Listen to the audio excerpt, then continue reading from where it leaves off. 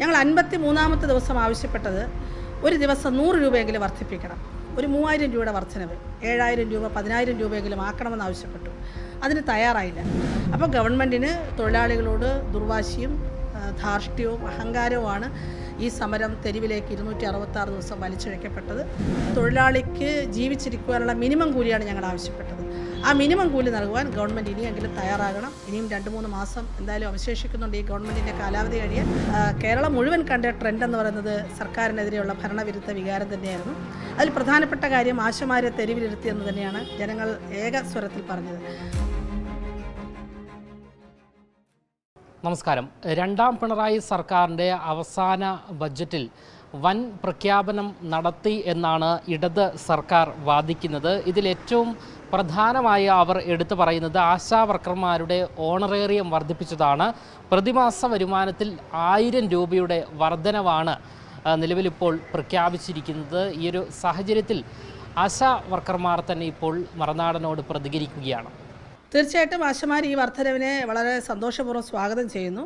ഞങ്ങൾ 266 ദിവസം തെരുവിൽ സമരം ചെയ്തുകൊണ്ട് ഞങ്ങൾ ആവശ്യപ്പെട്ടത് 21000 രൂപ പ്രതിമാസ വേതനവും വിരമിക്കുന്ന ആശമാർക്ക് 5 ലക്ഷം രൂപയുടെ ഒരു വിരമിക്കൽ ആനുകൂല്യം നൽകണമെന്നുള്ളതായിരുന്നു.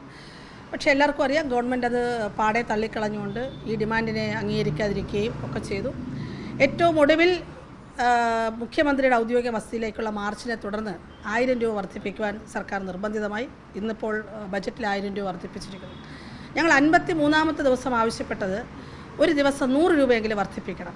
ഒരു 3000 രൂപയുടെ വർധനവ് 7000 രൂപ 10000 രൂപയെങ്കിലും ആക്കണമെന്ന് ആവശ്യപ്പെട്ടു. അതിന് തയ്യാറായില്ല.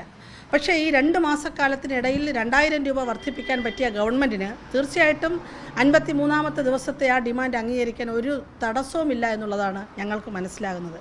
അപ്പോൾ ഗവൺമെൻറ്റിന് തൊഴിലാളികളോട് ദുർവാശിയും ധാർഷ്ട്യവും അഹങ്കാരവുമാണ് ഈ സമരം തെരുവിലേക്ക് 266 ദിവസം വലിച്ചിഴക്കപ്പെട്ടത്. തീർച്ചയായും ജനങ്ങൾ അതിന് കണക്ക് കൊടുത്തുകൊണ്ടിരിക്കുകയാണ്, മറുപടി കൊടുത്തുകൊണ്ടിരിക്കുകയാണ്. 21000 രൂപ ആക്കി ഓണറേറിയം വർദ്ധിപ്പിക്കുക എന്നുള്ള ഡിമാൻഡിൽ നിന്ന് ഞങ്ങൾ ഒരു ഇഞ്ച് പോലും പുറകിലേക്കില്ല. അതിൻ്റെ ഭാഗമായി ഈ 10-ാം തീയതി ഫെബ്രുവരി 10 സമരത്തിൻ്റെ 1-ാം വാർഷിക ദിനം, ആ ദിനത്തിൽ വീണ്ടും ഒരു സെക്രട്ടേറിയറ്റ് മാർച്ചും ഈ ഡിമാൻഡുമായിട്ട് മുന്നോട്ട് വരികയാണ്. കേരളം മുഴുവൻ ഏറ്റെടുത്തൊരു സമരവും നിലയ്ക്ക് സർക്കാരിനെ സംബന്ധിച്ച് തൊഴിലാളിക്ക് ജീവിച്ചിരിക്കുവാനുള്ള മിനിമം കൂലിയാണ് ഞങ്ങൾ ആവശ്യപ്പെട്ടത്. ആ മിനിമം കൂലി നൽകുവാൻ ഗവൺമെൻറ് ഇനിയെങ്കിലും തയ്യാറാകണം. ഇനിയും 2-3 മാസം എന്തായാലും അവശേഷിക്കുന്നുണ്ട് ഈ ഗവൺമെൻറ്റിൻ്റെ കാലാവധി കഴിയാൻ. അവർക്ക് തീർച്ചയായിട്ടും വർദ്ധിപ്പിക്കാവുന്നതാണ്. തിരഞ്ഞെടുപ്പിന് മുന്നേ ഉള്ള ഈ ഒരു പ്രഖ്യാപനം അതൊരു വോട്ട് ബാങ്ക് രാഷ്ട്രീയമോ അത്തരത്തിലൊരു നിരീക്ഷണമുണ്ടോ ആശമാണ്? ഇല്ല, ഞങ്ങൾക്കങ്ങനെ നിരീക്ഷണമില്ല. കാരണം അങ്ങനെ ആയിരുന്നെങ്കിൽ കഴിഞ്ഞ 1000 രൂപ വർദ്ധിപ്പിച്ചു കഴിഞ്ഞപ്പോൾ വന്ന തദ്ദേശ തെരഞ്ഞെടുപ്പിൽ അത് പ്രതിഫലിക്കുമായിരുന്നു. അത് പ്രതിഫലിച്ചില്ലെന്ന് മാത്രമല്ല, കേരളം മുഴുവൻ കണ്ട ട്രെൻഡ് എന്ന് പറയുന്നത് സർക്കാരിനെതിരെയുള്ള ഭരണവിരുദ്ധ വികാരം തന്നെയായിരുന്നു. അതിൽ പ്രധാനപ്പെട്ട കാര്യം ആശമാരെ തെരുവിലിരുത്തിയെന്ന് തന്നെയാണ് ജനങ്ങൾ ഏക സ്വരത്തിൽ പറഞ്ഞത്. അതുകൊണ്ട് ഈ വർധനവിനെയും അങ്ങനെ ഒരു തെരഞ്ഞെടുപ്പ് ഗിമ്മിക്കായി സർക്കാർ കണ്ടാൽ പോലും ജനങ്ങൾ കാണില്ല എന്നുള്ളതാണ് യാഥാർത്ഥ്യം. മറുനാടൻ്റെ പല പ്രേക്ഷകരും നിരന്തരം ചോദിക്കുന്നുണ്ട്, ആശമാർ എന്ത് ചെയ്യുന്നു, അവർക്ക് സുഖമാണോ, നിലവിലുള്ള വർക്കിംഗ് രീതിയൊക്കെ എങ്ങനെയാണ്? ഞങ്ങൾ ഈ സമരത്തിൽ 1000 രൂപയുടെ ഓണററി വർധനവും കേന്ദ്ര സർക്കാരിൻ്റെ 1500 രൂപ ഇൻസെൻറ്റീവ് വർധനവിനും 50000 രൂപയുടെ വിരമിക്കൽ ആനുകൂല്യത്തിന് പുറമെ കുറേയധികം കാര്യങ്ങൾ 266 ദിവസത്തെ സമരത്തിലൂടെ നേടാൻ കഴിഞ്ഞു. അതിനകത്ത് പ്രധാനപ്പെട്ടത് നിലവിലുണ്ടായിരുന്ന ഓണറേറിയത്തിന് 10 മാനദണ്ഡങ്ങൾ ഉണ്ടാകുകയും അങ്ങനെ വെട്ടിക്കുറയ്ക്കുകയും ചെയ്യുമായിരുന്നു. ആ ഉത്തരവ് ഞങ്ങൾ പിൻവലിപ്പിക്കുകയുണ്ടായി. മറ്റൊന്ന്, 62 വയസ്സിൽ ഒരു ആനുകൂല്യമില്ലാതെ പിരിച്ചുവിടാനുള്ളൊരു ഉത്തരവുണ്ടായിരുന്നു. ആ ഉത്തരവിനെ ഞങ്ങൾ മരവിപ്പിച്ചു. ഇന്ന് കേരളത്തിൽ ഒരാളെയും അങ്ങനെ പിരിച്ചുവിടാൻ പറ്റില്ല. ഇനി വിരമിക്കൽ ആനുകൂല്യം പ്രഖ്യാപിച്ചിട്ട് മാത്രമേ പിരിച്ചുവിടാൻ നടക്കുകയുള്ളൂ. മറ്റൊരു പ്രധാനപ്പെട്ട കാര്യം, ആശമാരുടെ സേവനത്തെ സംബന്ധിച്ചൊരു വ്യവസ്ഥ സംസ്ഥാന സർക്കാരിനുണ്ടാക്കാൻ നിർബന്ധിതമായി. 18 വർഷമായിട്ട് അങ്ങനെ ഒരു വ്യവസ്ഥ ഇല്ലാത്തതുകൊണ്ട് 365 ദിവസവും ഒരു ദിവസത്തിൽ 24 മണിക്കൂറും ആശ ജോലിയിലായിരുന്നു. ഇപ്പോഴതില്ല. ആ ജോലിഭാരം എന്ന് പറയുന്നത് വളരെയധികം കുറഞ്ഞിട്ടുണ്ട്. ആശയുടെ ജോലിയെ സംബന്ധിച്ചൊരു കൃത്യതയുണ്ടായി. ആശ എത്ര ജോലി ചെയ്യണം, എന്തൊക്കെ ജോലി ചെയ്യണം, അത് ആരോട് റിപ്പോർട്ട് ചെയ്യണം, ആരാണ് അതോറിറ്റി തുടങ്ങിയ കാര്യങ്ങൾക്കൊരു വ്യവസ്ഥയുണ്ടായി. മറ്റൊന്ന്, വേതനത്തെ സംബന്ധിച്ചു എല്ലാ മാസവും അവരുടെ റിപ്പോർട്ട് കൃത്യമായി കൊടുക്കാനൊരു ഡേറ്റ് ഫിക്സ് ചെയ്തു. അതിൻ്റെ അടിസ്ഥാനത്തിൽ പ്രതിമാസ വേതനം എന്നതിലേക്ക് ഒരു നിബന്ധനയും സർക്കാരിൻ്റെ ഭാഗത്തുനിന്ന് കൊണ്ടുവരാൻ അവർ നിർബന്ധിതമായി.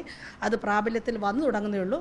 പക്ഷേ എന്നിരുന്നാൽ പോലും ആശമാർ നേരത്തേക്കാൾ വളരെയധികം വളരെ സ്വതന്ത്രരാണ്. അത് മാത്രമല്ല, ആത്മാഭിമാനമുള്ള ആളുകളായി ആശമാർ മാറിയിരിക്കുന്നു. സ്ത്രീകൾ വളരെ ധൈര്യമുള്ള ആളുകളാണ്. അവരുടെ ഒരു ആത്മാഭിമാനം ഉണർത്താനും അവരുടെ സ്വാതന്ത്ര്യബോധത്തെക്കുറിച്ച് ചിന്തിക്കാനും ഒക്കെ പറ്റുന്ന വലിയൊരു മാറ്റം സത്യത്തിലുണ്ടായിട്ടുണ്ട്. അത് കേരളത്തിലുടനീളം എവിടെ ചെന്ന് നോക്കിയാലും അത് ആശമാരിൽ പ്രതിഫലിക്കുന്നു എന്നുള്ളതാണ് ഞങ്ങൾക്ക് മനസ്സിലായിട്ടുള്ളത്. എന്തായാലും യസ്മിനി നമ്മളോട് വ്യക്തമാക്കുന്നത് അവർ സമരം നടത്തിയതിൻ്റെ ഭാഗമായാണ് ഇത്തരത്തിലൊരു പ്രഖ്യാപനം സർക്കാർ നടത്തിയത്. അതേസമയം ഇനി നിയമസഭാ തെരഞ്ഞെടുപ്പിന് 2 മാസം മാത്രമേ ബാക്കിയുള്ളൂ. ഇതൊരു വോട്ട് ബാങ്ക് ലക്ഷ്യം വെച്ചുകൊണ്ടുള്ള ഒരു പ്രഖ്യാപനമാണോ എന്നുള്ളൊരു സംശയവും നിലനിൽക്കുന്നുണ്ട്. ക്യാമറമാൻ അഖിൽ അശോകിനൊപ്പം അമൽ രുദ്ര, മറുനാടൻ മലയാളി, തിരുവനന്തപുരം.